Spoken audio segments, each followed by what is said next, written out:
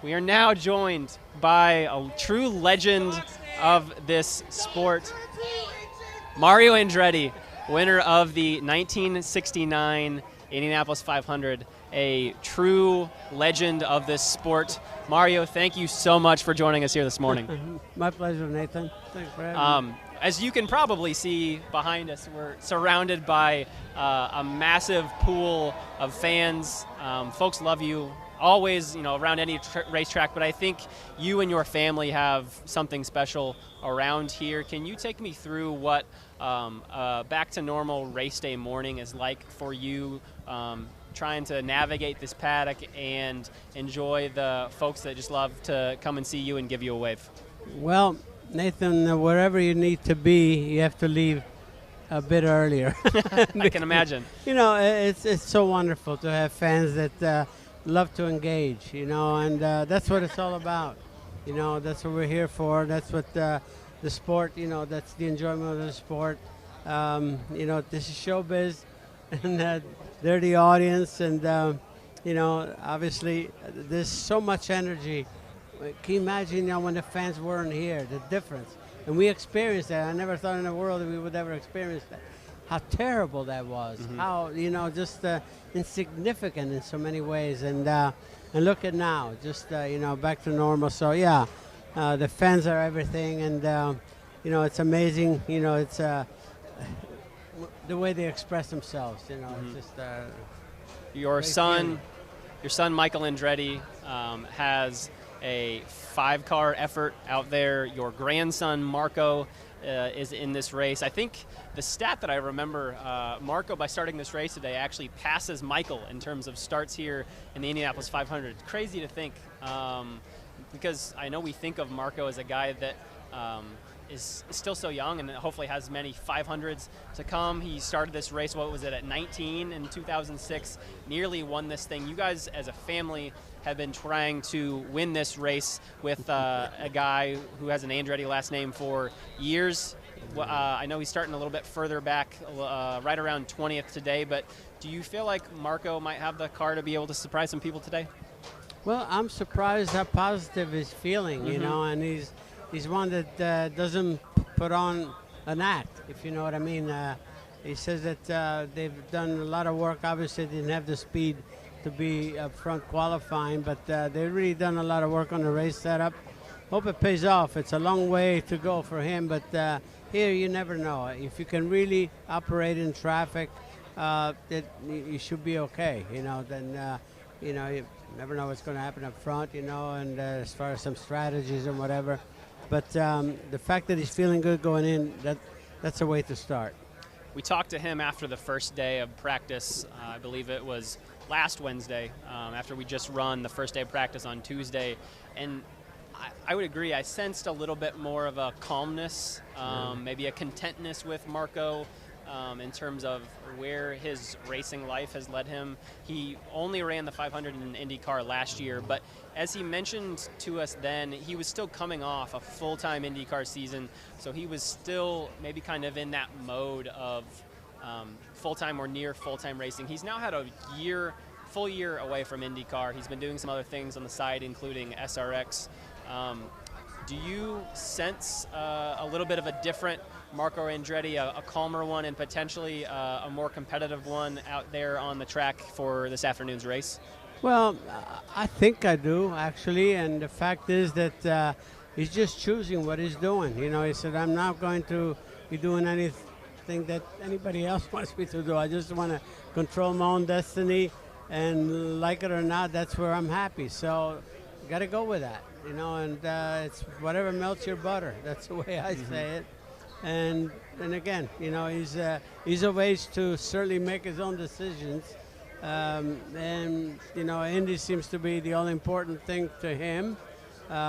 Again, hope that he's the one that can bring another one for us. I mean, they've had enough of us participating here. As you know, in 91 and 92, there were 4 of us qualified for this race. And there's a lot of pride there, obviously, as a family. How much on my side and my brother Aldo's side that participated here with John. So anyway, but we keep on going, and we love what we're doing, and every year it's a new approach, a new challenge, and we're looking forward to it. So we're all in, and with Michael with his team, and then of course, I'll be there rooting for Marco, because that's where I feel, that's where my loyalties are, obviously.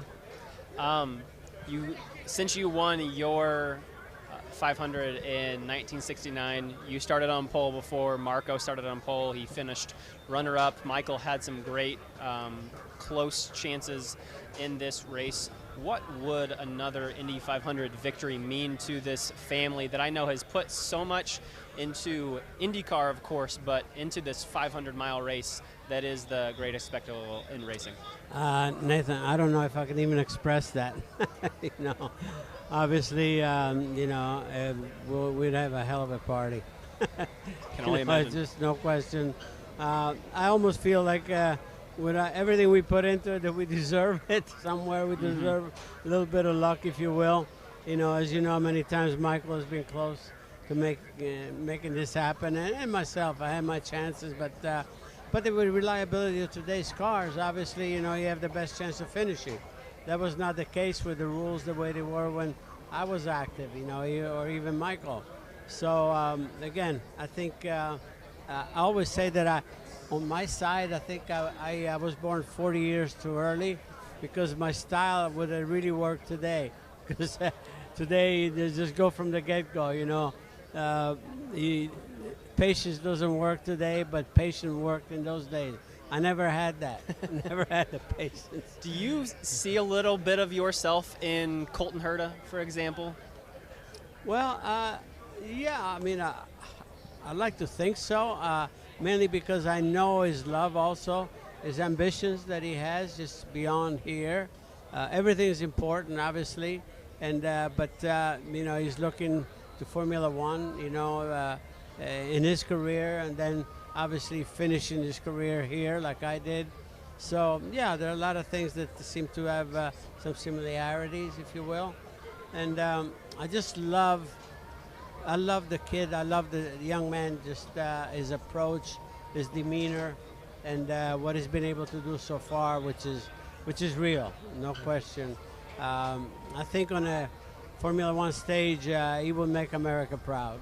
Real quick on his race, I know he crashed on Friday. The team has to roll out a completely brand new backup car. You've been around this place so many times. What are some of the nerves around the Andretti camp of just the unknowns of what you might have to deal with when you bring a car that has never practiced at this race yet?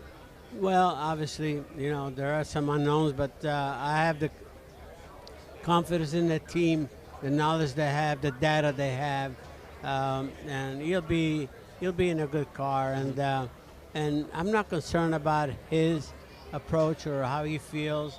I think he's all in, no problem. So from that standpoint, I mean, hopefully the worst is behind him, and you just move forward. You got to be positive, and I don't think his approach has changed at all from the race. He's still, thinking of winning it. And that's the way you should be. So. And the last thing for you before we let you go here, I got a chance to chat with you, chat with Michael, chat with Colton in Miami a few weeks ago. You guys were there trying to make every effort to make this Andretti Global Formula One team get off the ground. I know Michael said that there's plans to start constructing your guys' new facility, even if you guys haven't gotten the okay yet. But we can tell things are rolling, and I know that it would mean so much, the Andretti team and the Andretti Autosport family at large. What can you tell us about where that is now and your hopes for getting to the finish line here in a couple months?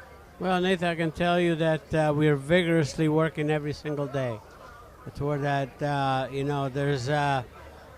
There's no lull, if you will, in the approach. As you could say, that a lot of the plans are going ahead regardless, thinking that there's no way they can refuse us. Hopefully I'm right. And but there's a few hurdles, to go over yet. But I'm actually surprised that they're not a little more forthcoming, But nevertheless, I think Michael and his partners, their objective is clear, long-term, and total commitment. And again, you know, the sport in general, the major disciplines, that's what we live for. That's what Michael, I'm proud of his ambitions. You know, he just wants to reach for the stars everywhere that he goes. Why not? You know, and again, that's been our life. And you know, we're now in third generation, so we keep going. Mario Andretti, thank you so much for joining us this morning on Pit Pass Live. Best of luck to Andretti Autosport, to Michael, to Colton, to everyone on this team, and we hope to hear and see you celebrating a 500 here this afternoon. I'll do the snow angel in the middle of the track if Marco wins today. All right, we'll hold you to that.